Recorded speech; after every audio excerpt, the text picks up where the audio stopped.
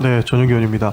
먼저 후보자님께 축하한다는 말씀 드리겠습니다. 네, 감사합니다. 네, 후보자님께서는 굉장히 인품도 훌륭하고 조금 전에 전주 의원님 말씀 주신 것처럼 국회에서도 가장 많은 득표를 얻어서 대법관에 되셨습니다. 그리고 뭐 말씀해 주신 것처럼 진보적 판결에 대해서 가장 많이 했다라고 본인께서도 말씀 주셨는데 저는 그 대법원 판결에 대해서 아주 아쉬운 부분이 좀 몇 가지 있는 것을 짚어 넘어가려고 합니다. 시대 흐름을 바로 잡아야 되는 것도 결국에는 대법원의 역할이 아니겠습니까? 그런 측면에서 하나만 말씀드리면 잘 아실 겁니다. 사랑으로 판결난 40대 남성 여중생 성폭행 사건이 우리 후보자님 이 주심을 보시면서 결국에는 사랑이다라고 끝난 것이죠. 이 사건 간단하게 읊어드리면 아동 청소년 성보호에 관한 법률 위반으로 재판에 넘겨진 조모 씨 48세입니다. 거기에 무죄를 선고한 원심을 확정했다고 나옵니다. 1심, 2심 재판부는 성폭행 혐의를 적용해서 중형을 선고했죠. 1심에서는 징역 12년, 2심에서는 9년을 받았습니다. 근데 2014년 법원은 피해자와 연인관계라는 대표의 주장을 받아들여서 연예기획사의 대표의 주장을 받아들여서 무죄 취지의 파기환송을 했습니다. 그리고 우리 조 후보자님께서 있는 주심으로 있는 대법원에서 파기환송 재판부와 대법원을 결쳐 최종적으로 무죄를 선고하셨습니다. 여기에서 안팎으로 많은 문제 제기가 있었죠. 이 그루밍 범죄에 대한, 이 성범죄에 대한 그런 인식이 부족한 것 아니냐, 성인지 감수성이 부족한 것 아니냐라고 하셨는데 후보자님께서는 인터뷰를 통해서 재상고심은 실체에 대한 아무런 판단을 하지 않고 파기환송의 기소력에 따라서 무죄 선고한 법리 오해 위반이 없다고 선고한 것이라고 말씀을 주셨어요.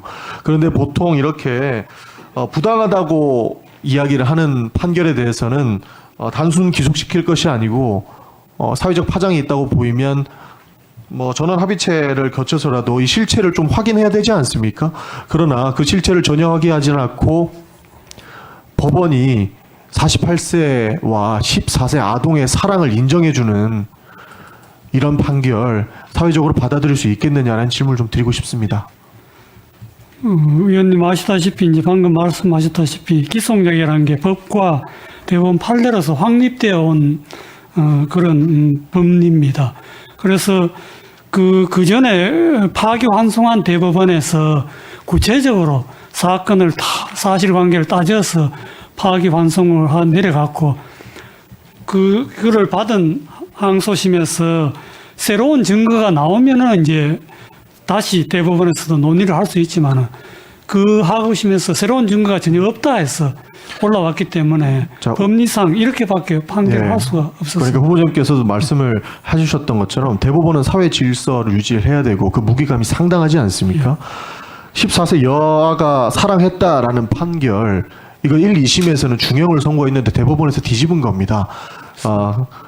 사실 이 사회에 지대한 영향을 미치는 대법원에서 이 판결을 했다고 그리고 파기환송심에서 다시 올라오면 결국에는 전원합의체를 통해서 사회적 파장성과 그 파급력, 영향력을 충분히 고려할 수 있음에도 불구하고 그 정도의 노력도 하지 않았다라는 것에 대해서 질문을 드리는 거죠.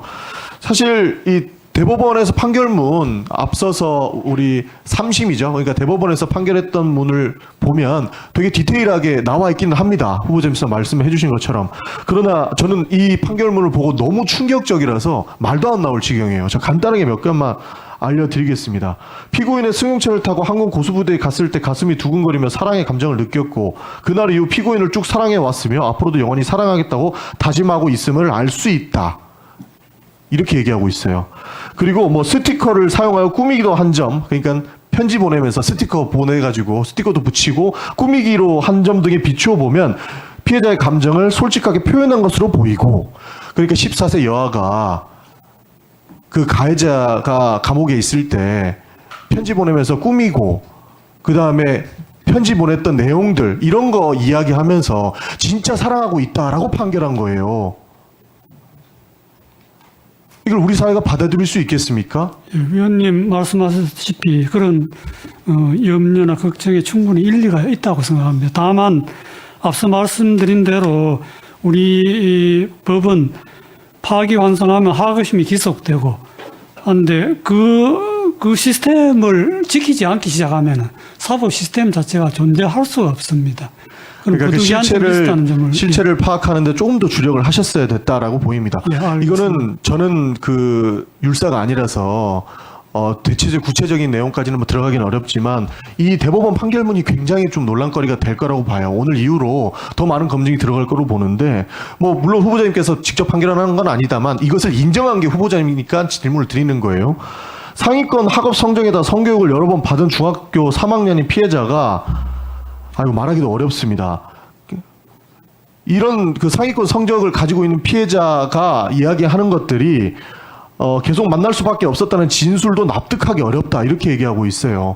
그러니까 대법원에서 그 피해자가 주장하는 것들을 납득하기 어렵다. 너는 살아난 거야. 이렇게 판결한 거예요. 그것을 인정해 주니까 이 문제가 된다고 생각을 하거든요. 사실 이 판결 이후에 피해 아동의 관점이 배제된 판결이다라는 이야기가 굉장히 많이 나왔습니다. 거기에서 충분한 노력이 있었다라고만 했다면 저는 이 문제가 더 불거지지 않았을 거라고 봐요. 근데 후보자님께서는 다시 한번 이 판결이 재상정되더라도 예를 들어서요. 똑같은 판결을 하실 거라고 생각을 하십니까? 위원님 말씀, 저는 그래서 그 회사 대표가 여직원을 상습적으로 추행한 사건이 무죄로 올라온 걸 저는 파기해서 유죄로 내려보내고 또 많은 폭행 사건에서 그 항소심에서 형을 높이는 게 쉽지 않은데 그러니까 다른 사건을 가지고 할 게 아니고요. 이 사건은 정말로 충격적인 사건입니다. 그러니까 감옥에 있을 때 14세 여아가 계속 찾아가고 편지 보내고 이걸 사랑이라고 여길 거면 지금 JMS 피해자들 가스라이팅 당해가지고 굉장히 어려운 삶을 살고 있는데 그 사람들 그게 진실이라고 믿었는데 그것까지 인정하고 있는 거예요. 그만큼 대법원에서의 판결은 사회에 지대한 영향을 미칠 수 있는 것을 알고 계시지 않습니까? 예, 노력이 부족한 것에 대해서는 후보자님께서는 지금이라도 입장을 바꿔주셨으면 좋겠다는 말씀을 드리는 것이고요. 이 해당 부분들을 좀 바로잡을 수 있다면 어떠한 노력이라도 해주셔야 된다고 저는 생각을 합니다. 답변 부탁드리겠습니다. 예, 위원님 말씀하시는 대로 그 사회적으로 상당히 논란이 있었던 사건이면 틀림없습니다. 다만 저는 방금 말씀드린 대로 구체적인 타당성과 법적 안정성이라는 법에는 항상 그 두 가지가 충돌하게 되어 있습니다. 그런데 이런 우리 대한민국이 생기고 확립된 기속력이라는 이 법리를 무너지게 되면 사법 시스템 자체가 존립할 수 없게 됩니다. 한 사건도 물론 중요하지 않다는 게 아닙니다. 그런데 그 수많은 사건을 처리하기 위해서는 또 이런 법리가 필요해서 만든 법리인데 이 법리에 따라서 저는 한 것인데 위원님 말씀대로 걱정이 끼쳐드렸다면 송구하게 생각합니다.